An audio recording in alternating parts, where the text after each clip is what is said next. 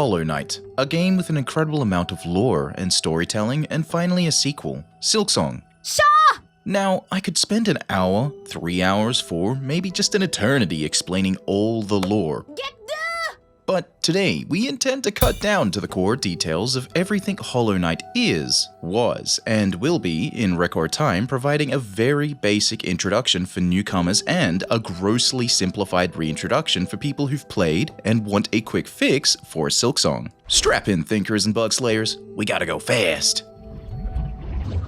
The charming world of Hollow Knight is set in the scale of the very small, with its denizens being bugs, with gods, kings, and queens ruling over them. This world has different aspects of reality: the physical world, where all conventional bugs live and reside; the dream realm, existing in a place that contains the memories of living and dead beings; and the abyss, a dark place filled with void. You must never go there, thinkers. Now, the main world area, Hallownest, is a kingdom built over a pre-existing old one in which a god bug known as the Pale King came to find when he was a giant great worm. Great worms themselves are more or less deities to lesser bugs, and the Pale King had various great powers, one such being the ability of seeing the future, among other things. Shedding his original shell as a great worm, he became a smaller form that common folk could more easily approach and relate with. Now, the Pale King more or less would rule over Hallownest, marrying another deity known as the White Lady, a root-based creature of immense power. Together, their rule would reach all across Hallownest and steal the worship of the majority of bugs as gods away from the Radiance. Now, this world is governed by sacred elemental substances and/or energies that oppose one another.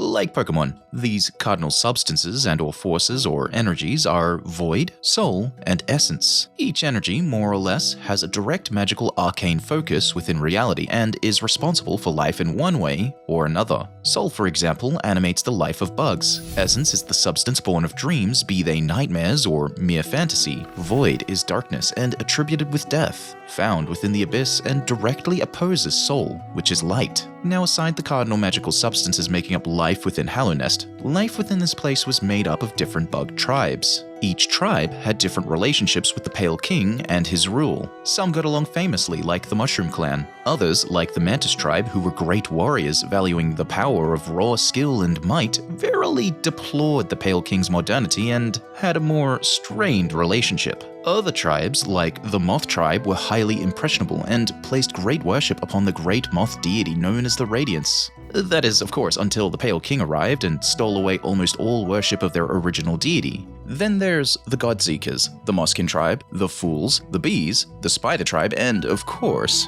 the Flukes, a rather spiky, strange, and otherwise aggressive group created post the Pale King's industrial influence. Now, at some point or another, the kingdom of Hallownest reached a golden age. The light of the Pale King had granted his subjects intelligence. From this, the common bugfolk of Hallownest grew weak as they relied more on the comforts of modernity and intellect, and less upon their abilities to hunt and forage for food. Great railways, tools, and technological advancement had flourished. Now, remember when I said the Pale King had stolen the worship of the Radiance away? Yeah, that wasn't taken very kindly by the Moth tribe's old god. The Radiance sought to be remembered. Faint memories of this deity still resided across Hallownest in a small select few. Eventually, common folk would begin to dream about the Radiance. Its light would then take root, infecting the minds and bodies of Hallownest's bugs. Now, upon the infection's development, various political affairs would also cast their web. The queen of the Spider tribe, Hera the Beast, had lost her partner some time ago, and was now without an heir.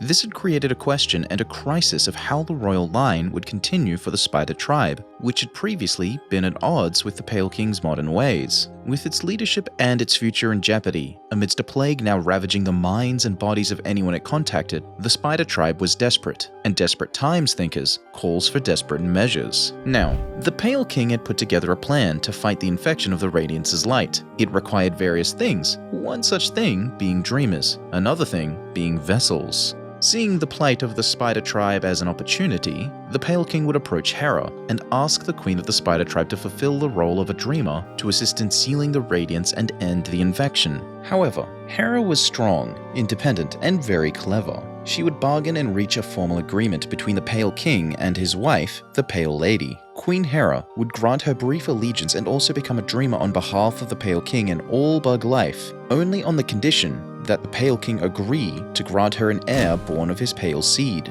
As it turns out, Hera was in fact quite the beast.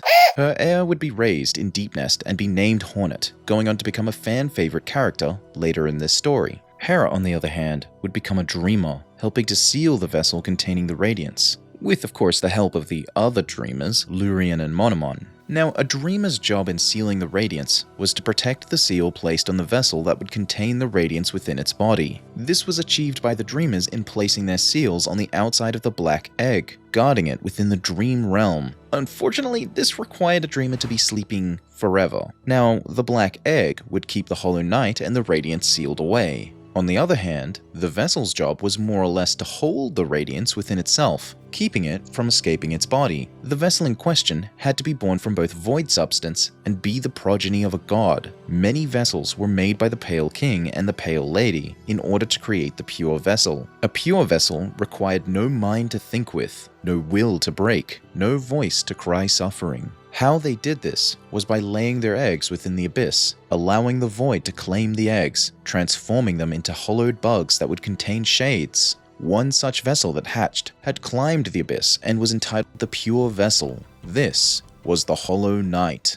The Hollow Knight would battle the radiance, seal it away within its body, and then, subsequently, the Hollow Knight would then slumber within the black egg. In spite of the best efforts of the Dreamers and the Hollow Knight, this, unfortunately, was not enough. In spite of the Hollow Knight being titled as the Pure Vessel, an idea had been instilled within it inadvertently. The idea in question is theorized widely to have come from the family bonds between the Hollow Knight and its father, the Pale King, the love that they shared as kin. This idea allegedly caused the Hollow Knight to become impure, carrying this thought into the black egg upon the sealing of the Radiance. The Radiance would then exploit this idea and would eventually break the Hollow Knight's will, causing its infection to break out into the open world and infect the bugs outside. Hollow's will having cracked, it would roar in pain, its screaming wails carrying across the lands. This, thinkers, is now where the player character now enters the story. Enter the Knight, aka Ghost. The Knight is one of the 4 vessels to escape to the abyss. It wandered outside the kingdom of Hallownest into an unknown outside place